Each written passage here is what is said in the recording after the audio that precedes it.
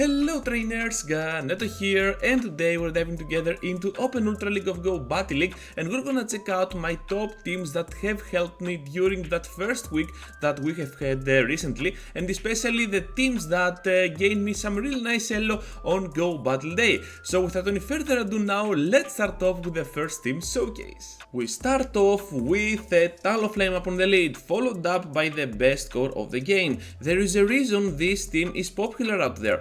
You're using a Talonflame upon the lead, which can apply so much pressure with Incinerates. It is kinda predictable on when Talonflame throws a charge attack, but other than that, you can still hit hard whatever comes in the battle with a pure Brave Bird or just bait with your Flame Charge, and in return you get that amazing attack boost. At the back we have Walrus and Trevenant. Those two Pokemon pretty much cover the entire meta defensively but also offensively, which is a really nice touch for this line. We're looking at the backline that also can wall down Swampert, which is a key element for this team to success because Talonflame is losing straight and square to those Swamperts, so with the backline being so good, you're gonna be able to destroy down even that matchup with Swampert. Most of the times you're gonna find yourselves on a very bad situation up on the lead, so you want to charge up to 3 or 4 Incinerates, then take a move on your Talonflame and safe switch out to the Walrus. This is the strategy that I mainly use when using this team, so that my Talonflame can then come into the battle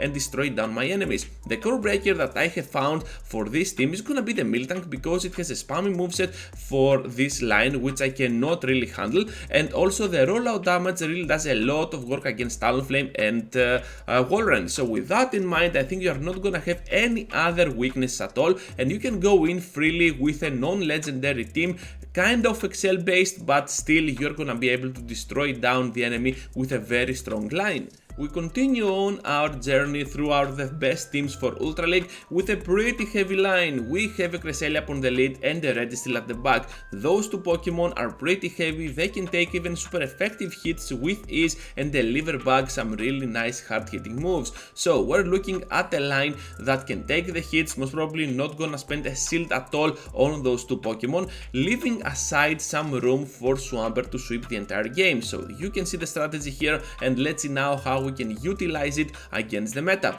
because we have a clear core breaker here on the face of Trevenant. It can really struggle all of our picks here, but with a little bit of synergy I think that even Trevenant cannot withstand the bulk that we have or the damage outputs that we can get against this Pokemon. So we're looking at the Cresselia upon the lead. You can always use it with Grass Knot over my moveset here.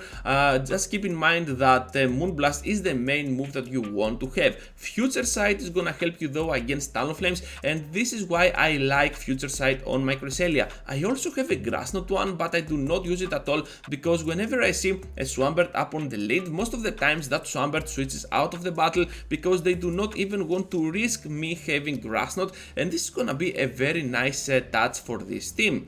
Closer of the team Swampert, as we have already said on past videos, this Pokemon is the best closer in the game for a reason, especially on its shadow form. We are having Swampert with Earthquake, able to destroy down the enemies, and especially with that shield advantage, it can threat pretty much anything on the entire meta, and I really like how Earthquake can threat even a whole Walrein or Jellicent, so that's why Earthquake is gonna be my best second option for the charge attack moveset. We have as a safe switch the Metal Trash Can, which everyone hates, to be honest. Lock on is absolutely absurd with the energy gain, and we have some really nice hard hitting moves on the faces of Focus Blast and Zap Cannon. Feel free to replace Zap Cannon with Flash Cannon if you want to have a better matchup against Nidoqueens and Trevenants, because the core breaker, as we have already said, is gonna be the Trevenant, and yeah, does a lot of work against our team.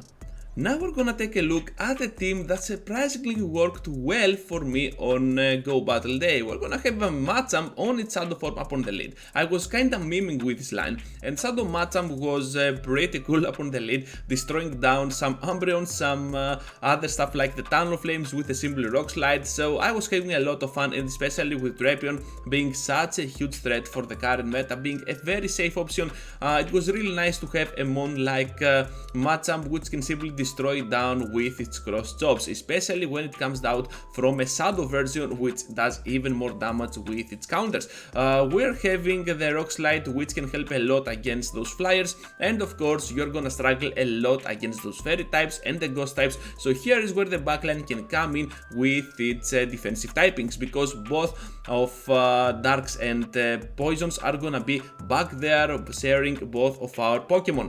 We're having a Drapion as a closer. I really like this Pokemon as a closer, especially with Sludge Bomb. I am not such a big fan of Aqua Tail Drapion on Ultra League because it doesn't deal so much damage, and most of the times you are like, I wish I had that debuff from Crunch. And to be honest, I'm using a Drapion with no excels at all. So if you have a 100% one, just go for it. You are not gonna regret it. Drapion is gonna be a very strong option for Ultra League for this meta. As a safe switch, we have Overquill, which is gonna be just another Drapion but with Aqua Tail this time, and you're gonna use it most of the times with Dark Pulse over any other move. But to be honest, perhaps you want to have the poison move instead of Dark Pulse for some extra coverage against the fairy types, because as you're seeing, Togekiss is a core breaker for this line, as Machamp cannot handle it at all. You only have Sludge Bomb from Drapion to threat it down, and if you do not have a poison move on your Overquill, this is gonna be a very nice threat for your safe switch as well.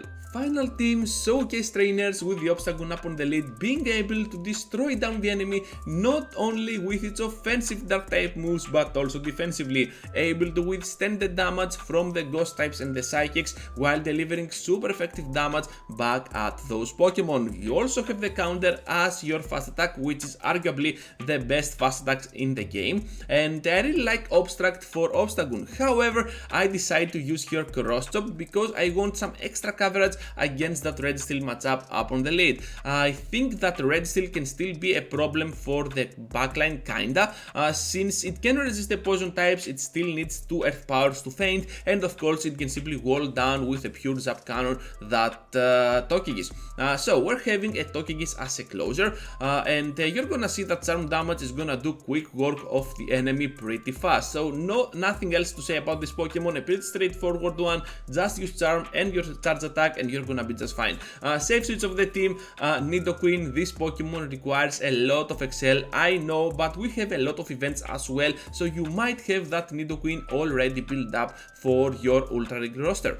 So Earth Power and Poison Fang is gonna help you a lot, but consider using Stone Edge for some fun nukes, especially against the Talonflames. Core breaker of this line of this team is gonna be Escavalier, since counters can delete down Obstagoon, and Drill Run can thread down for sure that Nidoqueen, so you might be in a little bit of trouble, but still a simple Earth Power and the Togekiss can destroy down that Escavalier in return, especially when it comes out as a Glassymon for the meta. So that's all, trainers. Thank you for watching, thank you for staying till the end. Just be sure to leave a huge like before you go, subscribe to the channel if you already haven't, consider joining as a member since you can support my channel even more and give me some courage to continue and upload content like this more frequently. Thank you for watching, and I hope to see you all into the next one. Take care, trainers.